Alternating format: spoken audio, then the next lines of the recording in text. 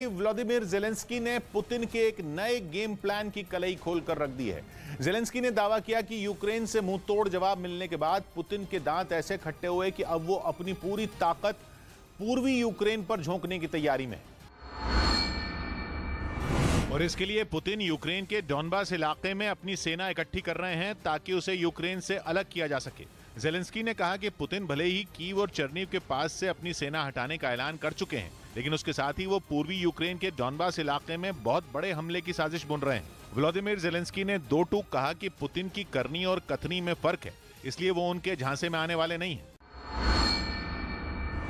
वैसे ज़ेलेंस्की ने जो दावा किया, रूस खुद पिछले हफ्ते सरेआम उसका ऐलान कर चुका है। पिछले हफ्ते रूस ने यूक्रेन पर धावा बोलते वक्त बताया अपने मकसद से पूरी तरह यू टर्न ले लिया था और कहा था कि उसने यूक्रेन की सेना की कमर तोड़कर जंग का पहला फेज पूरा कर लिया है और अब वो अपने मुख्य लक्ष्य पर पूरी तरह फोकस कर सकता है।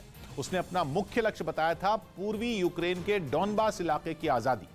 डॉनबास पूर्वी यूक्रेन का वो हिस्सा है जिसमें डोनेस्क और लुहांस्क आते हैं।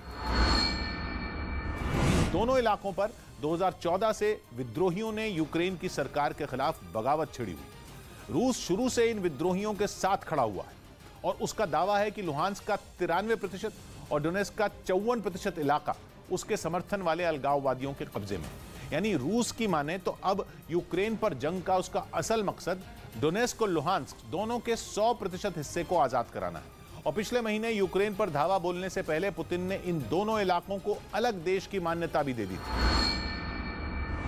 इस बीच यूक्रेन के राष्ट्रपति व्लादिमीर ज़ेलेंस्की ने ऑस्ट्रेलिया की संसद को संबोधित किया और रूस पर कड़े प्रतिबंध लगाने की मांग की। ज़ेलेंस्की इससे पहले अमेरिका, कनाडा और इजराइल के सांसदों से यूक्रेन के हालात पर बातचीत कर चुके हैं। और इसी कड़ी में ज़ेलेंस्की ने ऑस्ट्रेलिया की खचाखच भरी संसद में यूक्रेन में अब तक हुई तबाही की आपबीती सुनाई। उन्होंने अपने भाषण में कीव, खार्किव, मारियोपोल जैसे शहरों पर रूसी बमबारी से हुई बर्बादी का जिक्र किया। ज़ेलेंस्की ने रूसी हमलों में मारे जा रहे आम लोगों का भी मुद्दा उठाया और रूस को सबक सिखाने के लिए ऑस्ट्रेलिया के सांसदों से मदद मांगी। We need new sanctions against Russia, powerful sanctions until they stop. इससे पहले ऑस्ट्रेलिया की संसद में सभी सांसद ज़ेलेंस्की का इंतजार करते दिखे और जैसे ही उनका भाषण खत्म हुआ, सभी अपनी कुर्सियों से खड़े हो गए और तालियां बजाकर उनकी हौसला अफजाई की। इसके बाद ऑस्ट्रेलिया की संसद के स्पीकर ने यूक्रेन के हालात के बारे में जानकारी साझा करने के लिए ज़ेलेंस्की का शुक्रिया अदा किया। उधर यूक्रेन में जारी जंग के बीच इटली में पुतिन की सीक्रेट मर्सिडीज कार को जब्त कर लिया गया। यह कार पुतिन के करीबी रूसी कारोबारी अलिशर उस्मानोव की बताई गई और दावा किया गया कि इटली के खुफिया दौरों में सुरक्षा के लिए पुतिन इसका इस्तेमाल करते थे, क्योंकि खास तौर पर तैयार की गई इस कार पर न तो धमाके का कोई असर होता है और न ही गोलियों की बौछार इसका कुछ बिगाड़ पाती है। और इसे जब्त करने के लिए यूक्रेन युद्ध की वजह से रूस पर लगाए गए प्रतिबंधों का हवाला दिया गया, जिनके जरिए पुतिन पर युद्ध खत्म करने का दबाव बनाने की कोशिश की जा रही है। और यूरोपियन यूनियन के कई देशों में पुतिन के करीबी कारोबारियों की संपत्तियां जब्त की जा चुकी हैं। और इस बार इटली में पुतिन की जिस सीक्रेट कार को जब्त किया गया, वो सबसे ऊंचे स्तर की सुरक्षा देने के लिए दुनिया भर में अपनी पहचान बना चुकी Mercedes मायबाख S650 guard VR10 car है, जिसके शीशे और बॉडी इतने मजबूत हैं कि उस पर AK-47 राइफल की गोलियों का भी असर नहीं होता। यही नहीं, अगर गाड़ी के बेहद करीब से भी उस पर कोई ताकतवर विस्फोट हुआ तो उसका रत्ती भर भी उस पर कार पर असर नहीं होता। कार के शीशों पर खास तरह की कोटिंग है, जिससे अगर स्टील से बनी गोलियां भी टकरा जाएं तो उसका कुछ भी बिगाड़ नहीं पाएंगे। और सबसे खास बात यह है कि अगर जहरीली गैस से कोई हमला होता है तो कार के अंदर बाहर से जहरीली हवा आनी बंद हो जाएगी और कार के अंदर से ही ऑक्सीजन की सप्लाई शुरू हो जाएगी।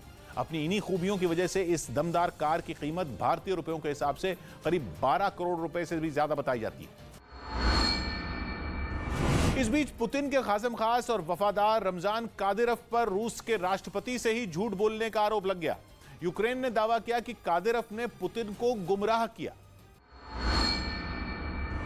और उनसे यह झूठ बोला कि वो यूक्रेन के मारियोपोल शहर में आकर जंग की कमान संभाले हुए हैं, जिसका एक वीडियो 2 दिन पहले रमजान कादिरोव ने खुद अपने टेलीग्राम पेज पर पोस्ट किया था। कादिरोव ने दावा किया था कि मारियोपोल के एक बड़े इलाके में कब्जे के बाद वो वहां पहुंचे थे और उन्होंने अपने लड़ाकों का हौसला बढ़ाया था। 2 दिन पहले के उस वीडियो में एक कमरे में मौजूद चेचन लड़ाके उन्हें बधाई देते नजर आए थे।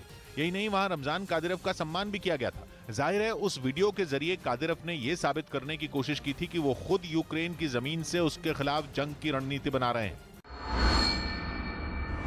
लेकिन अब यूक्रेन ने दावा किया कि रमजान कादिरव के मारियोपोल में होने की बात पूरी तरह से झूठी थी। यूक्रेन के मुताबिक कादिरव कभी उनके देश की सीमा में घुसे ही नहीं, और इसके लिए उसने कादिरव की सोशल मीडिया पर पोस्ट की गई एक तस्वीर का ही सहारा लिया। असल में रमजान कादिरव की एक तस्वीर सामने आई जिसमें वो एक सड़क पर नमाज पढ़ते नजर आए।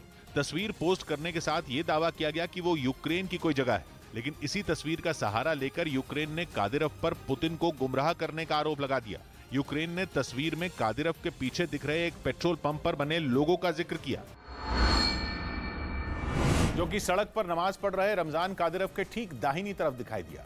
और ये लोगो रूस के एक ब्रांड पल्सर का है, जिसके कई पेट्रोल पंप और गैस स्टेशन पूरे देश में बने हैं, जिस रोसनेफ्ट नाम की एक तेल कंपनी इसे चलाती है, जो कि रूस की सरकारी तेल कंपनी है। यूक्रेन ने दावा किया कि जिस कंपनी का पेट्रोल पंप कादिरव की तस्वीर में दिखाई दिया, उसके पेट्रोल पंप और गैस स्टेशन रूस के बाहर है ही नहीं। यानी कादिरव ने जिस जगह को यूक्रेन का बताया वो रूस के ही अंदर की कोई जगह है। और इसी तस्वीर का सहारा लेकर यूक्रेन ने पुतिन के वफादार कादिरव को झूठा साबित करने की कोशिश की। उधर अपने ऊपर लग रहे आरोपों के बीच कादिरव यूक्रेन से बातचीत करने वाले रूस के ही एक प्रतिनिधि पर भड़क गए और उन्होंने व्लादिमीर मेदिंस्की नाम के रूसी प्रतिनिधि पर जमकर भड़ास निकाली, जिसका एक वीडियो उन्होंने अपने टेलीग्राम पेज पर पोस्ट किया। Все западные европейские государства давили на Россию. असल में कादिरव रूस के प्रतिनिधि के उस बयान से चिढ़े हुए थे जो 2 दिन पहले इस्तांबुल में बातचीत के बाद दिया गया था। उस वक्त बातचीत के बाद व्लादिमीर मेदिंस्की ने जंग को धीरे धीरे खत्म करने और यूक्रेन से रूसी सैनिकों की संख्या कम करने पर जोर दिया था। बस इसी बात ने कादिरव को गुस्सा दिला दिया और उन्होंने रूस के ही प्रतिनिधि को जमकर खरी खोटी सुना दी। साथ ही उन्होंने रूसी राष्ट्रपति पुतिन से जंग और भी तेज करने की अपील की। यानी